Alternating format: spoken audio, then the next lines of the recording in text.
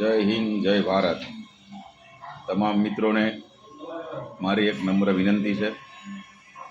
શક્તિસિંહ ગોહિલજીએ સુરતમાં જ્યારે કોંગ્રેસ લોકોનું સ્નેહ મિલન હતું ત્યારે એને એક ચર્ચા કરી કે ભાઈ હવે નકામા માણસોને સાઈડ કરી અને કામના માણસોને હવે કામ આપવામાં આવશે.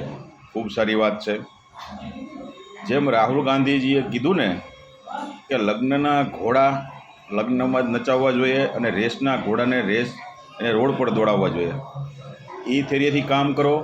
તમારી આજુબાજુમાં જે લગ્નના ઘોડા બેસી ખિસ્સામાં હાથ નાખીને બેઠા હોય છે, જે નથી કામ કરતા, નથી કામ કરવા દેતા, કાર્યકર્તાઓનો ઉત્સાહ તોડવાનું કામ કરે છે, એવા લગ્નના ઘોડાઓને પકડી અને લગ્નમાં નાચવા મોકલી દો.